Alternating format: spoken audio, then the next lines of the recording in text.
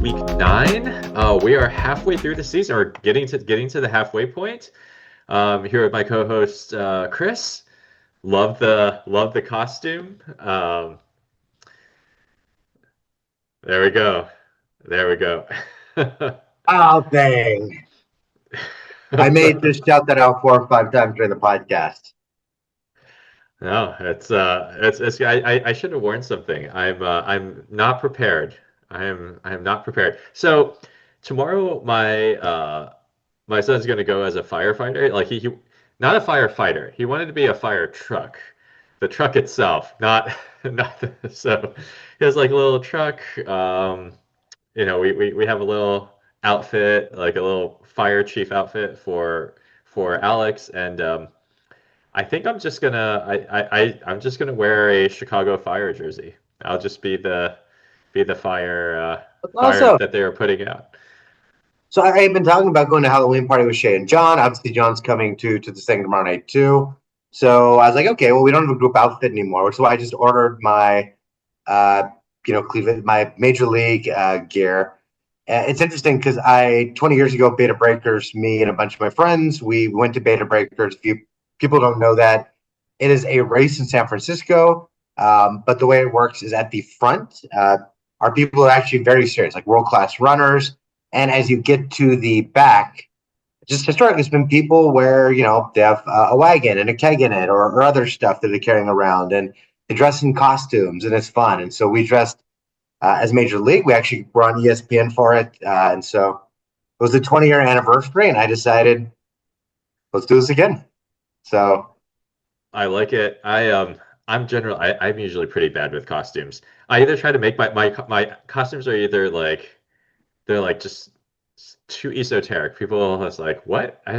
Well, last week we talked about hat on a hat. That's kind of what my costume was. A few years ago I did Steve Jobs, where I wore a black turtleneck and then walked around playing Final Countdown doing magic tricks. Illusions, Michael, illusions.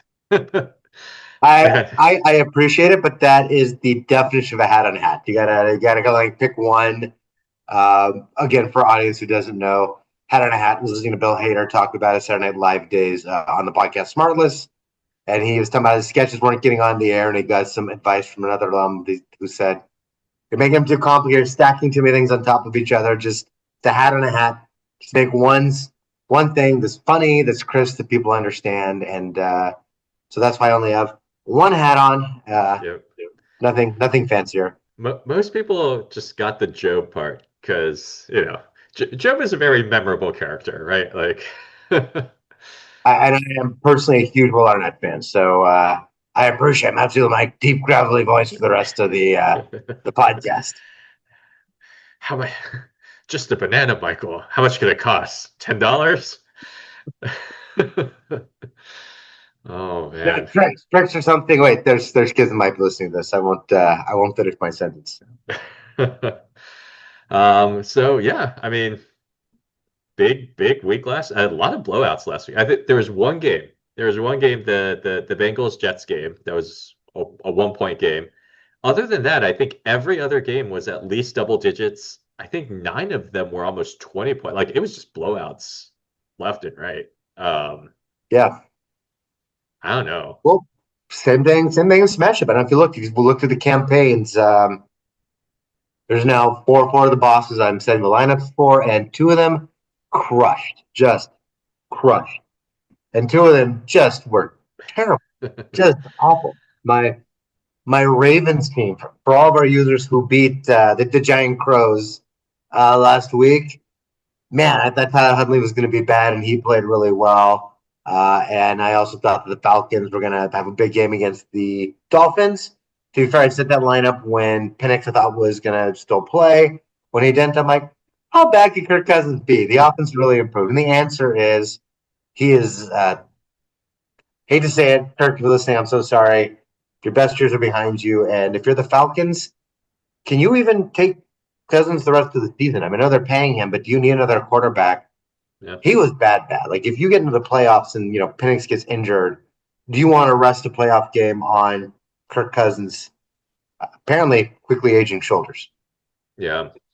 That being said, I mean, you are also manning, you've been manning the Giant Crows all year. So last week was bad, but anybody playing you this week, I mean, Jackson, 4 passing touchdowns. Like,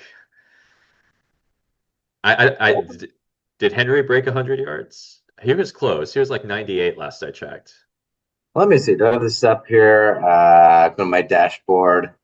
If you don't already do this, go to my dashboard. You can see all your teams in one easy view, including me with my back end Ravens here.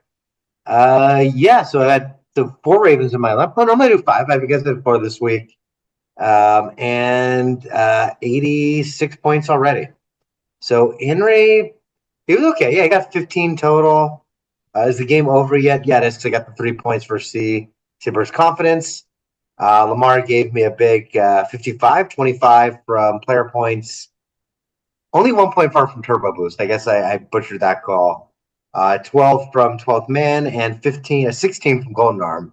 Those were Yeah. very efficient. Uh, and then Now, let's the, see, now, then now that the big question, did you Luke play was good. Andrews? I played Likely. So Oh I played no. Andrews in a couple of leagues. This is fine. I Oh actually no. Likely was dirt cheap.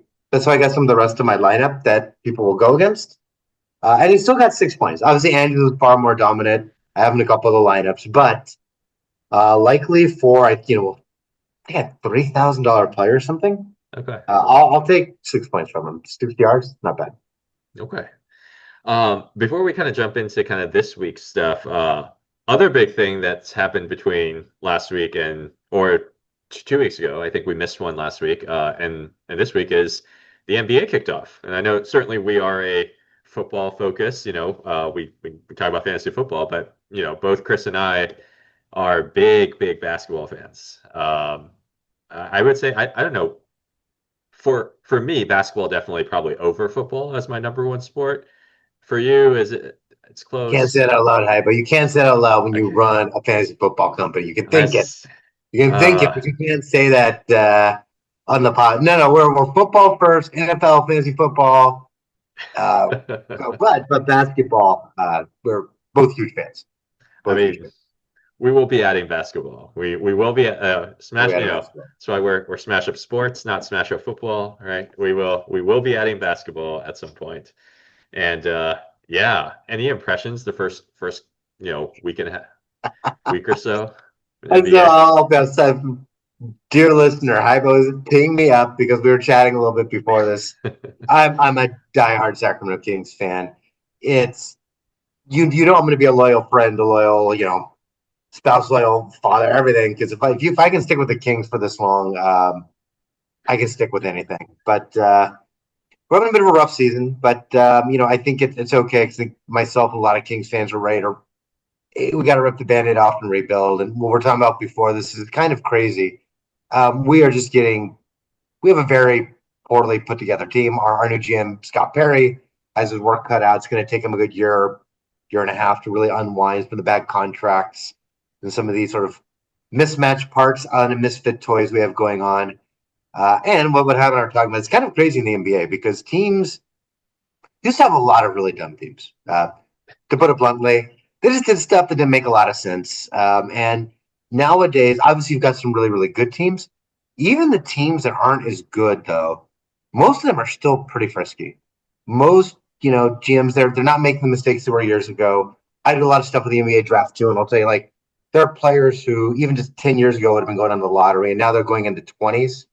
They're like literal lottery tickets. I think gyms are recognizing, what works and what doesn't. Now, draft is an art, not a science. Some gyms are better than others there, so it's not that everyone's perfect, but the way people are putting teams together, the way they're using analytics, the way they're approaching things like the draft and the salary cap is much smarter. And then you got teams like the Pelicans and so Yeah. anyway, it's just been an interesting season that even teams that you don't think of as that good, who probably aren't going to be playoff teams, are just constructed better than we are. They're beating us. We lost to the Jazz. We lost to the Lakers with no LeBron and no Luca. Um, we could do a whole show on the Kings and their problems. Maybe we should someday, but Yeah. I'll leave it there for now. Yeah. On the flip But a side, great 26 draft. There's like three potential elite superstars. We'll kind of see how the rest of the college season goes. So it would be a really good year for us to be really bad. the 25 draft could also have multiple elite superstars, and one of them apparently is on the Sixers. And I don't know. It feels like, I mean, we're 4-0. It doesn't kind of feel real. I think we've had three games where we were down 15 to 20 points that we made fourth quarter comebacks. Like, that's not what we're the team that blows the lead. We're, Yeah, we're yeah, not yeah. the team that kind of comes back. Embiid, like 20-minute restriction, no Paul George. Um, Man, like Maxi is just on a tear, just on a tear, and VJ, like, it doesn't quite feel real. And maybe it's not, right? It's first four games, but what a start. Well, from what I understand, Haibo loves it. Talking to his wife, and he said that Haibo loves watching VJ come. He's just edging every night. So I don't know exactly what she meant, but I assume it was Sixers Yeah, related. yeah. That's exactly right. Exactly right. On that note, should probably Wow. transition. Yeah. So we should probably transition to kind of our teams and our picks this week. One of the sets of cards that we I think we like to categorize kind of a lot of our different cards. One set of cards, I think internally we call them like basically prop bet type cards. Um, Event-driven cards, cards where like if something happens, you get a lot of points, but if it doesn't, so things like defense wins championships, right? If your team wins, if your defense wins, you get 15 points. Burnt ends, if your defense gives up 35 points, you get 30 points. Hail Mary, right? If your quarterback completes a long throw, you get 30 points. Those types of cards. So we thought dealer's choice, let's take a look. Turns out, Chris, we both picked the same cards. Oh, really? So All right. Well, this is going to be an um, interesting week. yeah, so let's go ahead and yeah, take a look at what lineups we got. Um, all right. Week nine, all week nine games are open. So go and set your lineups, set your league lineups, play in campaign, and certainly come play our weekly tournament. Um, I'll go first this week. Um, Let's see what you got. so we both picked kind of the same three cards. We actually did an article about this last year because a lot of people played these cards in combination. Hail Mary, uh, Speed Demon, and Unstoppable Freight Train. So Unstoppable Freight Train is a rush if there is a run of longer than 30 yards, uh, you get 30 points. Speed Demon is if there's a reception for more than 40 yards, you get 30 points. And then Hail Mary is if there's a pass for more than 50 yards, you get 30 points. And so a lot of people like to play these three in conjunction, partially because I think you can pair Hail Mary and Speed Demon.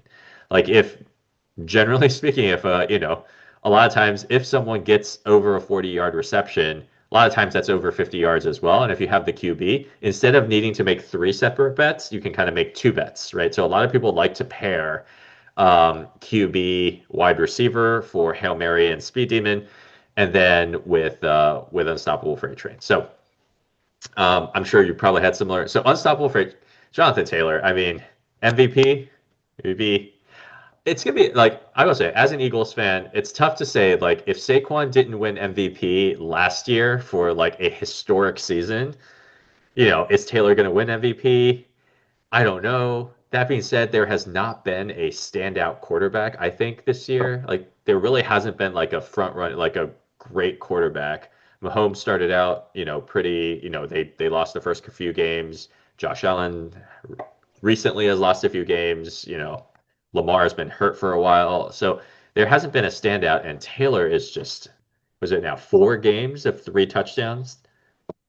I think the Insane. other thing that Taylor is going on for him is that with the Eagles, there was a little bit of elite offensive line, Jalen Hurts, Antonio Brown. There's a little bit probably of, yes, Saquon had a historic season, but the team was so good. Was he really the MVP? Obviously, the AJ Brown, Colts by the need to way. win a AJ lot. Brown, Antonio Brown on the Eagles would So that's true. be That one of would the be craziest things. that would be funny. But you're right, AJ Brown. Thank you.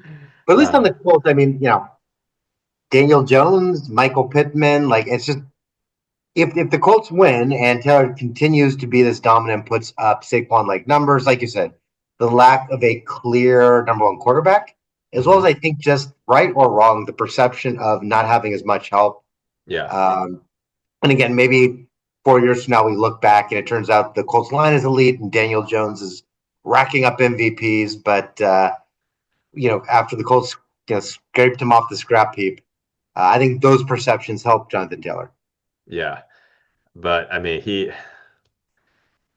if any of you have him in your normal fantasy, like in your season-long fantasy, traditional fantasy lineups, I'm sure you're doing pretty well. I mean, he is just a monster. Not to put in a plug for us here, as you're already watching our show, but something I love about SmashUp. The last couple of years have had Jonathan Taylor. I had loved him. He had injured 2 years ago, really struggled last season. Colts were a mess. It just did not mesh, especially with Anthony Richardson. So finally this year in my home leagues and my draft leagues, 0 shares of Jonathan Taylor.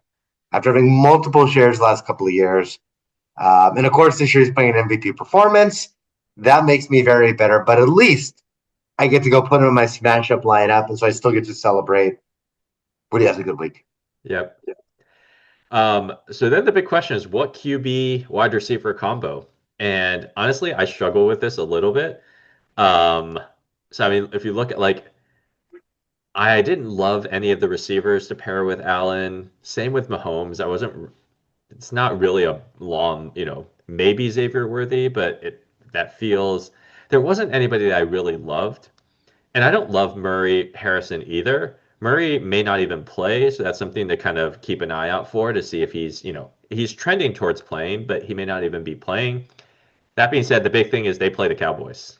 They play the Cowboys, and you know, Harrison. I feel like if there's going to be a long 60, 70-yard touchdown, like Cowboys defense is that's one of the worst defenses in the league, and uh, You're taking my advice of always just beating up on the Cowboys. That could work very well for you.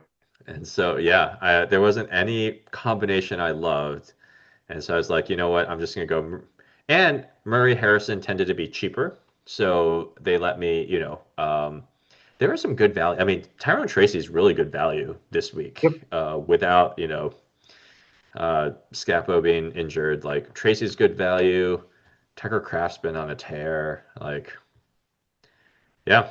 So my pairing, I decided to go Kyler with Harrison here.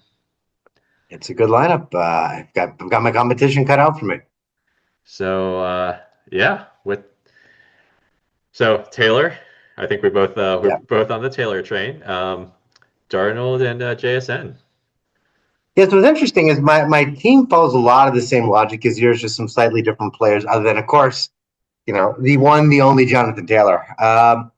So I looked at the data. I have to. That's who I am. And almost surprisingly, the league leader in 50-yard passes by quarterback Sam Darnold, the league leader for a receiver, Jackson Smith and Jigba. They have a pretty good matchup themselves, so figured, well, let's go for it. So I'm kind of hoping for that same spark you are. Not quite as good of a matchup as the Cowboys, but Who are these they playing? two. Let me double check that. Uh, Should know this as I picked them, but it's where's my darn Commanders. They're playing the Commanders. Commanders? Yeah, the Commanders Yeah. defense not as weak as the Cowboys, but after getting a little tougher at the end of last season, they've been giving up some points. Obviously, has not helped to have Daniels out recently, but even with Daniels, the defense has been a bit soft. So I think these two can have a long connection. I probably don't need to explain why Unstoppable Freight Train on Taylor. And then a couple couple studs like Gibbs, and a little bit of a roll of the dice. I agree with you on Tracy. Great value. Similar for me, Bam Knight with Michael Carter being cut. DeMarcado being the only other running back there in Arizona. Knight's going to have a chance to have a quietly good game against any team, but against that Cowboys defense that you're exploiting as well, he could have a noisy big game. And Travis Hunter really came on right before the bye. For whatever reason, Brian Thomas Jr. has just been not in sync with Lawrence or Cohen. There are trade rumors that I don't think are true, but there's some smoke there, and Hunter seems to be coming on. So I like him. I like his chance of having a good week. Tell me about Juwan Johnson, the new quarterback. They're playing. They have a tough matchup this week, I think. Well, they have a tough matchup every week, but they're playing the Rams. So there's a really deep secret formula I used to pick Juwan Johnson. He is alive. He has some catches. And he was dirt cheap for tight end. Let me get all the other players I wanted. So makes sense. Yeah, no, there's actually there's no backdoor secret. I think this guy's going to blow up and be a 30-point tight end. I just if he gets me 40, 50 yards, maybe he gets their one touchdown. Who knows? He's a big target. He was cheap. Yeah. Sorry, Juwan. All right. Well, we will. Yeah, I'm excited to see. Excited to see how this week goes. Coming up on the halfway point now of the season, week 9. So yeah, we'll see how this week goes. We'll come back, and I'm sure one of us will gloat next week. It's gonna be wow thing. One more time before we get out of here. One more time. Do it again. One more time. Wow thing. Na na na na. All right. With that, for our younger listeners, go watch the movie Major League. I think it was a movie in like 1989. Watched it not in 89. I was a little older when I was a teenager. Funny movie. I think still holds up to this day. I'm going to watch it tonight to prepare for tomorrow when we trick or treat.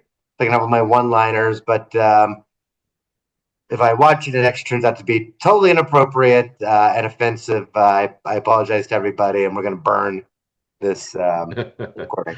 Yes, this never happened. Cool. Well, we'll do the same thing if Haibo wins the matchup this week between us. That's true. All right. Well, yeah. Good luck to you. Good luck to all of our listeners. Go and set your lineups, and yeah, we'll see you back here next week.